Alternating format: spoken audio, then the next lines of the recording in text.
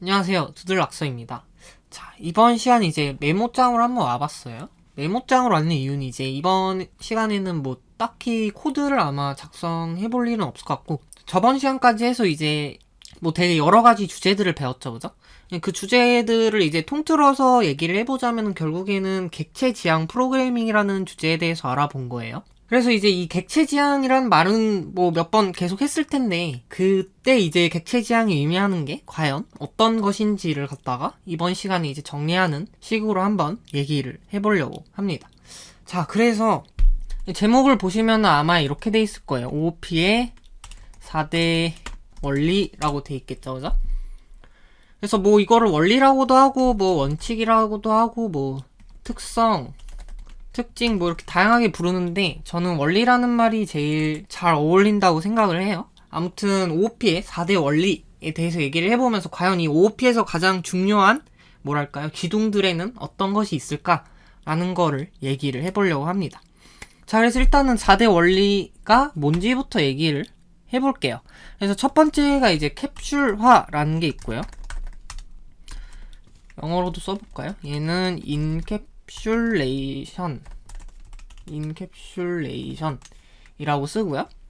그 다음에 상속성, 얘는 영어로 인헤리턴스라고 얘기를 해요.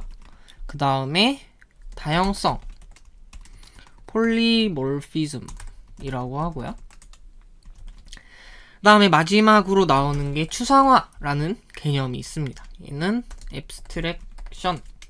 자, 그래서 이 네 가지 굉장히 어려운 단어들이죠. 사실 상속성이란 말은 뭐 상속이라는 개념을 배웠으니까 대충 예상이 가시겠지만 나머지 세 개의 용어들에 대해서는 사실 설명이 없으면 굉장히 어려운 단어일 거예요. 자, 그래서 지금부터 이제 각각이 어떤 의미인지를 한번 적어보도록 할게요. 그래서 캡슐화 같은 경우에는 무엇인지 한번 설명을 해봅시다. 캡슐화라는 거는 데이터와 기능을 하나의 단위로 묶어 놓는 거를 얘기를 해요. 그러니까 데이터는 뭐에 해당할까요? 결국에는 데이터라는 게 멤버 변수가 되겠죠? 기능이라는 게 결국에는 멤버 메서드가 될 겁니다. 그죠? 그러니까 결국에는 이 변수랑 메서드, 그러니까 함수죠. 결국에는 변수랑 함수를 한 군데에다 묶어 놓는 거를 갖다가 캡슐화라고 얘기를 해요. 자, 그래서 사실 저희가 클래스를 배운 첫 시간부터 사실 이 캡슐화에 대한 얘기는 계속 해왔어요. 그러니까 첫 시간에 어떤 걸 했었냐면 TV 예제를 만들었었죠, 그죠? 뭐 기억이 나실지 안 나실지 모르겠지만 TV라는 클래스를 만들었었어요. 그래서 이제 여기다가 뭐 여러 가지 멤버 변수들이 있었고요. 뭐 볼륨이라든지 채널 같은 멤버 변수들이 있었고요, 그죠? 또 메서드들도 있었죠. get 함수 같은 애들이 있었죠, 그죠? 뭐 get 볼륨, set 볼륨 이런 애들이 있었고요. 자, 그래서 여기까지 하면은 이제 변수랑 메서드들이 한 군데로 묶여 있으니까 여기까지를 이제 캡슐화로 보시는 분들도 있어요, 그죠? 자, 근데 이제 여기까지를 캡슐화로 볼 수도 있지만 저는 여기다가 한 가지를 더 추가를 하고 싶은데 그게 이제 데이터 은닉이라는 거예요. 말 그대로 데이터를 숨긴다는 얘기죠, 그죠? 그러니까 여기 이렇게 데이터가 들어있는데 이 데이터를 밖으로 노출시키지 않겠다는 얘기예요. 그러면 뭐만 밖으로 노출시키냐면 이 get 함수랑 set 함수 같은 메서드들만 바깥으로 노출을 시키겠다는 얘기예요. 그러니까 결국에 그림이 어떻게 되냐면 여기에 이렇게 멤버 변수들이 이렇게 있고요. 멤버 변수가 동그라미입니다. 그래서 멤버 변수들은 이렇게 클래스 안에 숨겨져 있고 메서드들을 통해서 여기 있는 변수들에 접근할 수 있는 거예요. 그러니까 얘네들이 메서드가 되는 거고 얘네들이 멤버 변수가 되는 거예요. 자, 이런 그림이 바로 데이터 은닉까지 포함한 캡슐화의 그림이 될 것 같습니다. 이렇게 변수들을 안으로 감출 때 어떤 키워드를 썼었냐면 뭐 프라이빗 이런 식으로 접근 제어를 걸어줬죠. 메서드 같은 경우에는 퍼블릭으로 해서 바깥으로 노출을 시켜준 거고요. 접근 제어를 통해서. 자, 그래서 이런 식으로 변수는 안으로 감추고 메서드를 노출을 시키면은 어떤 점이 좋을까요? 이렇게 하면은 클래스를 사용하는 사람은 이 변수에 대한 지식은 없어도 되는 거예요. 클래스를 사용하는 사람 입장에서는 이 메서드를 사용하는 법만 알면 되지 여기 안에 어떤 변수들이 들어있고 어떤 구조로 클래스가 이루어져 있는지에 대한 정보는 가지고 있을 필요가 없다는 얘기예요. 대신에 클래스를 만드는 사람은 당연히 이 변수에 대한 거를 다 알고 있어야겠죠, 그죠? 그러니까 결국에 클래스의 내부 구조는 클래스를 만든 사람만 알고 이 클래스의 메서드를 사용하는 법만 클래스 사용자한테 알려주는 거예요. 그러면 클래스를 사용하는 사람은 이런 메서드를 쓰면은 어떤 일이 벌어지는구나 라는 정보만 가지고 여기 있는 클래스를 사용할 수 있다는 얘기. 그래서 뭐 저는 여기까지를 다 캡슐화로 얘기를 하고 싶은데 캡슐화의 범위를 어디까지 생각하냐가 좀 사람마다 다른 것 같아서 한번 얘기를 해봤습니다. 자, 그래서 이거를 정리를 해서 한번 글로 다시 적어보자면, 그러니까 결국에는 여기다가 데이터 은리까지 하나를 포함을 하자는 얘기예요. 데이터를 보이지 않게 가리고 그 다음에 데이터에 접근하기 위한 메서드만을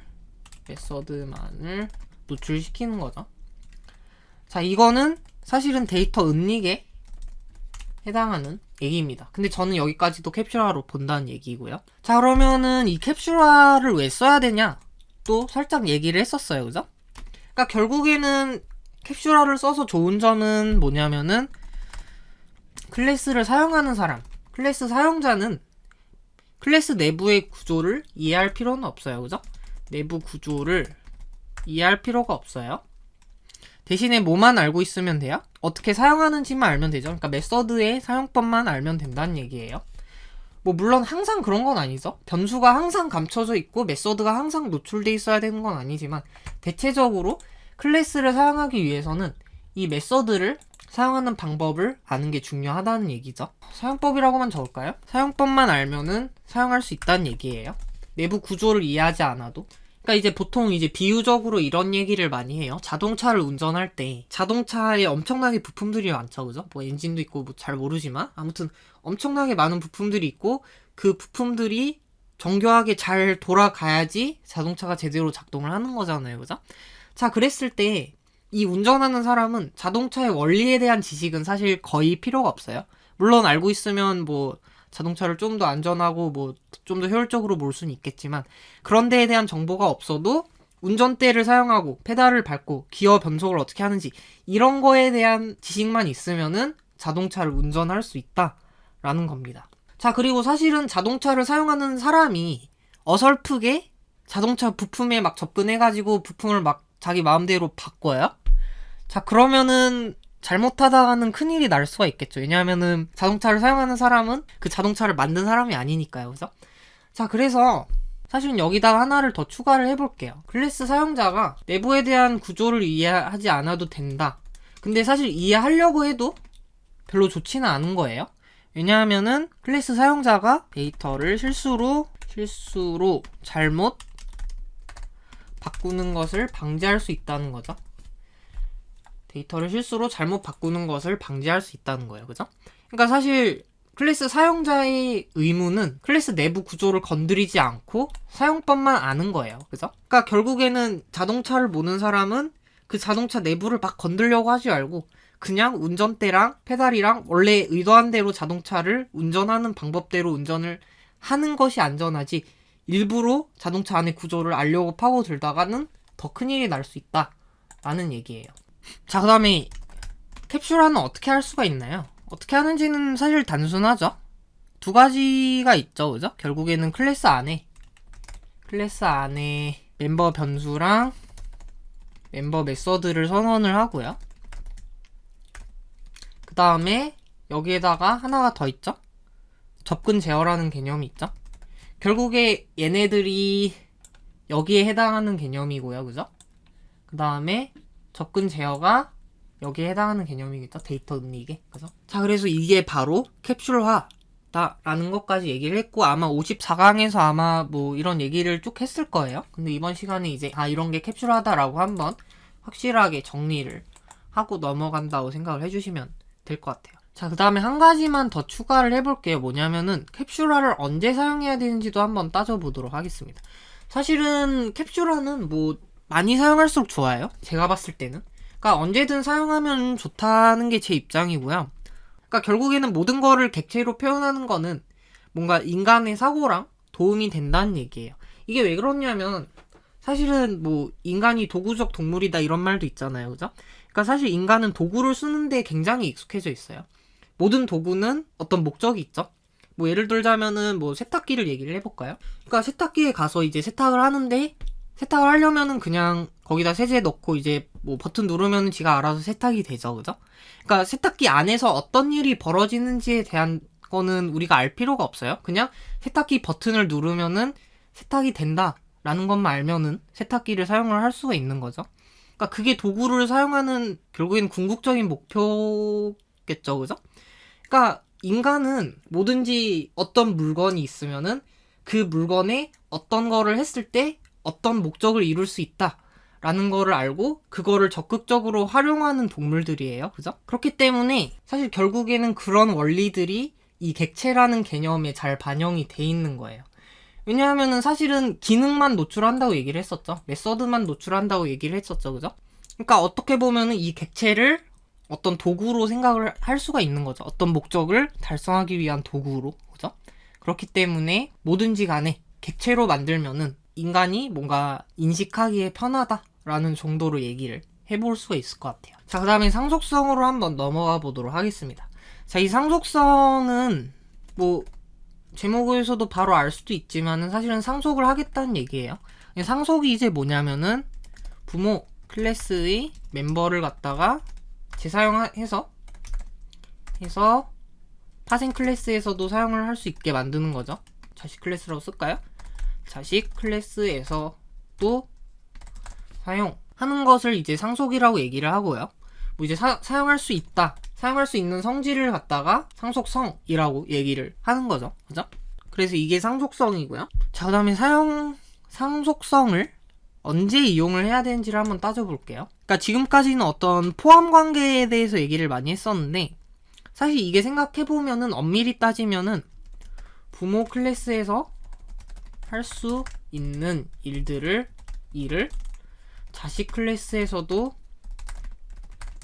할 수 있을 때 이때 상속을 이용해서 클래스를 모델링 해주는 게 좋다는 얘기예요. 그러니까 예를 들자면 이런 거죠. 부모 클래스가 동물이고 자식 클래스가 뭐 예를 들어서 새예요.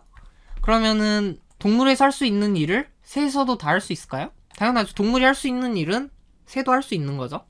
그러니까 이럴 때는 동물을 부모 클래스로 모델링하고 새를 자식 클래스로 모델링 하면은 된다라는 얘기입니다. 자, 이거를 왜 이렇게 자세하게 얘기를 하냐면 사실 그러니까 동물, 새 이런 관계들에 대해서만 계속 익숙해지다 보면은 자식 클래스는 부모 클래스의 일종이다. 그러니까 이거를 이제 A is a B 이런 식으로 많이 얘기를 해요. 그래서 보통은 이 조건을 만족하면은 밑에 조건도 보통은 만족이 됩니다. 근데 이제 가끔씩 예외들이 생겨요. 그래서 그런 예외들이 생길 때 항상 이 포함관계, 일종 어떤 하위 개념과 상위 개념, 뭐 새랑 동물 아니면은 뭐가 있을까요? 학생이랑 사람 뭐 이런 식으로 어떤 계층 관계로 생각을 하다 보면은 가끔씩 이상하게 상속 관계가 꼬일 때가 있어요. 지금 뭐 예시까지는 알려드리진 않을 테지만 어쨌든 그런 경우에는 이제 이거를 잘 생각을 해보면 돼요. 과연 부모 클래스에서 할 수 있는 일을 자식 클래스에서도 전부 다 할 수가 있느냐 라는 거를 따져보면은 보통 상속 관계로 해야 될지 안 해야 될지가 답이 나오는 경우가 많습니다. 그래서 이게 뭔 말인지가 만약에 더 궁금하시다면은 그 리스코프 치환 원칙이라는 거를 한번 찾아보시기를 바래요. 이게 굉장히 이제 추상적인 개념이라서 제가 이제 풀어서 설명하자면은, 그러니까 한국어로 설명하자면 이런데 사실 좀 실제로는 조금 더 복잡할 수가 있어서 그냥 뭐 관심 있으신 분들만 찾아보시라고 얘기를 하고 넘어가도록 하겠습니다. 자, 그 다음에 이제 상속을 왜 써야 될까요? 그러니까 상속을 쓰면은 사실은 제일 장점은 코드를 재사용할 수 있다는 얘기예요.